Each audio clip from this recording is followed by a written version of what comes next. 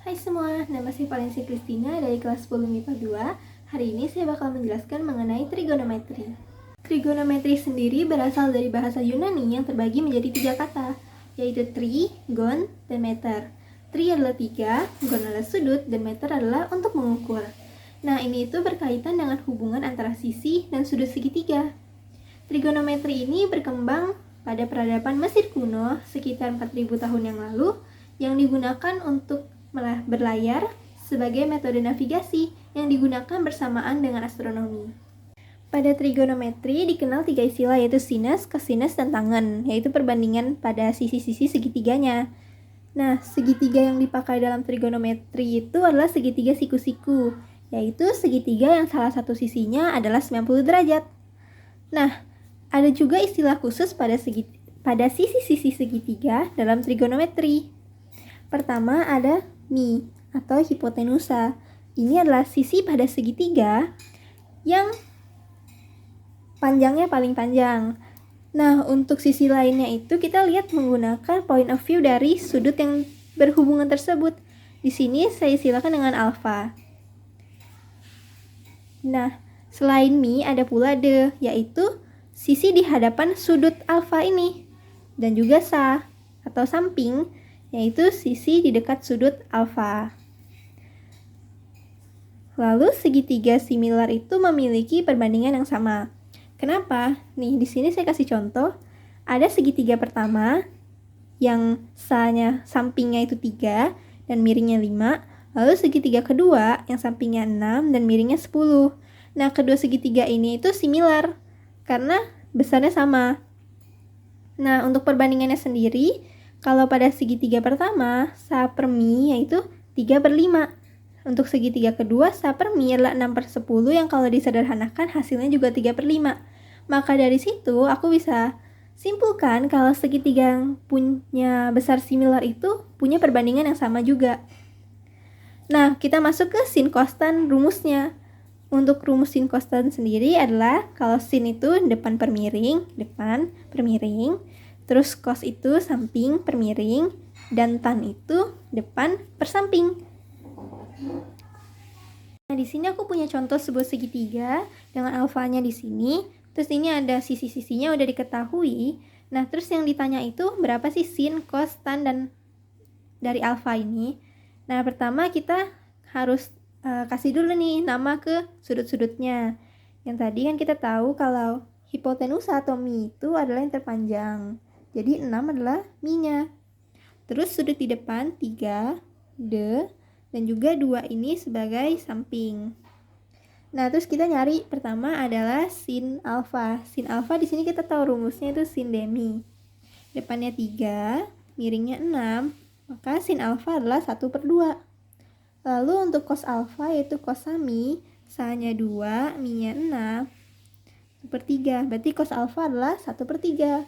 Lalu tan alfanya, tan itu kan depan per samping, depannya 3, sampingnya 2, berarti tan alfa 1/2. Jadi kita kalau untuk trigonometri sendiri tinggal dimasukin aja ke rumusnya, terus kita istilahkan dulu sisi-sisinya ini. Terus di trigonometri juga dikenal yang namanya sudut istimewa. Sudut istimewa itu ada 0 derajat, 30 derajat, 45 derajat, 60 derajat, dan 90 derajat. Sebenarnya masih ada lagi kayak 180 derajat, tapi itu sebenarnya cuman kelipatan atau kelipatan dari ke-6 ke-5 sudut ini. Nah, untuk sudut-sudut ini gimana sih cara kita penggunaannya? Di sini kita ketahui misalnya ada sebuah segitiga dengan salah satu sudutnya yaitu 45 derajat. Kalau sudut segitiga ini 45 derajat, berarti kan si depannya ini 1, si sampingnya juga 1. Terus kita misalnya ini kan belum diketahui miringnya atau hipotenusanya, kita bisa cari pakai Pitagoras. Seperti biasa kayak X sama dengan akar 1/2 plus 1/2 kan ini tambah ini sama dengan akar 2. Maka kita ketahui kalau X-nya itu adalah akar 2. Nah, dari sini kita bisa nyari sin-nya, yaitu sin 45 derajat. Dengan rumus yang tadi, depan per miring, depannya itu adalah 1, terus miringnya adalah tadi yang udah kita cari akar 2. Tinggal kita masukin 1/akar 2, terus karena untuk sederhanain atau untuk bentuk bakunya kita kali sama-sama dikali dengan akar 2. Hasilnya adalah akar 2 per 2 untuk sin 45 itu.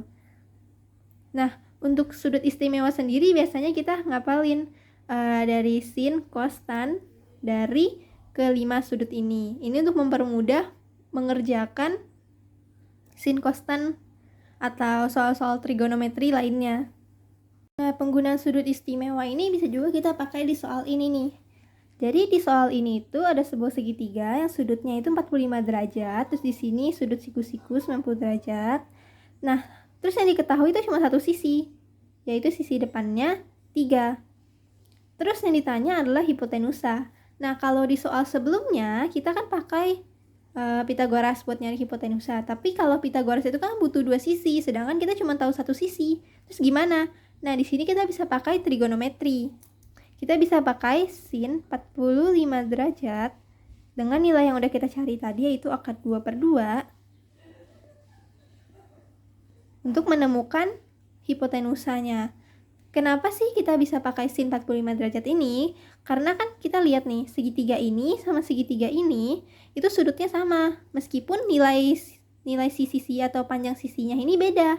Tapi kalau misalnya sudutnya sama, berarti dapat kita simpulkan kalau kedua segitiga ini itu similar, yang artinya tadi kan perbandingannya juga sama. Nah, dari sin 45 derajat ini, itu kan dia depan per miring. Di sini kita tahu depannya berapa, depannya kan 3, tapi miringnya masih ditanya. Dari sini kita bisa pindahin ruas.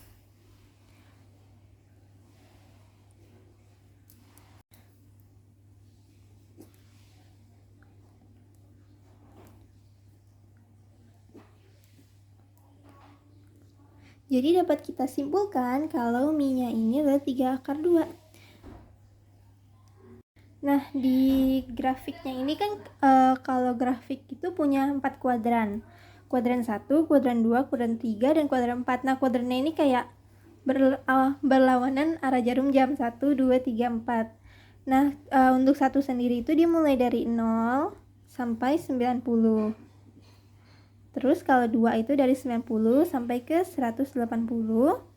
Kalau 3, 180 sampai 270 derajat.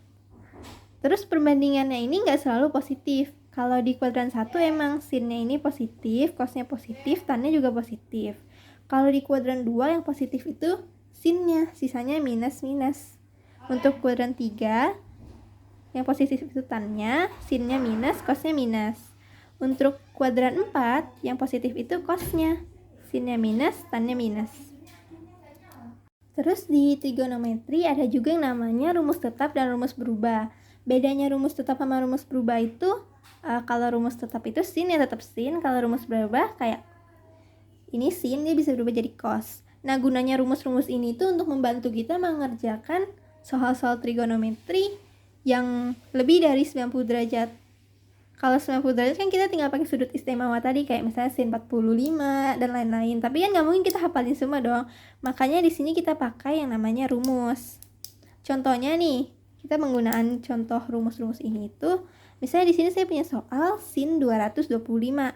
Sin 225 ini kita kan bisa kita cari tahu dulu di kuadran mana sih dia. Tadi yang udah kita tahu, kalau kuadran 3 itu mulai dari 180 sampai 270. Berarti si sin 225 ini dia di kuadran 3. Nah, berarti kita nyari dong rumus di kuadran 3. Di sini ada rumus tetapnya 1 sampai 4 sama rumus berubah 5 sampai 8. Di sini aku mau coba pakai rumus tetapnya dulu.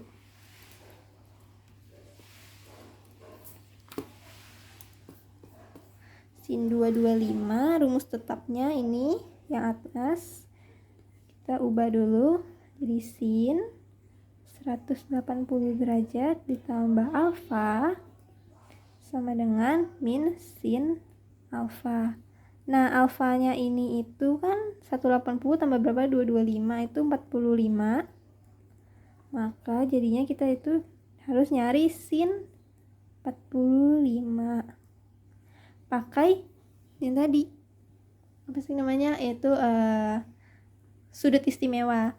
Sin 45 itu kan 1/2 tapi karena ini minus jadi sin 225 itu minus 1/2 Terus soal kedua ada tan 150, sama kayak tadi kita cari tahu dia kuadran berapa, yaitu ada di kuadran 2. Terus kita nyari rumus. Tadi kan aku udah pakai rumus tetap. Sekarang kita cari pakai rumus berubah. Rumus berubah tan itu sama dengan tan 90 derajat plus alfa sama dengan minus cot alfa.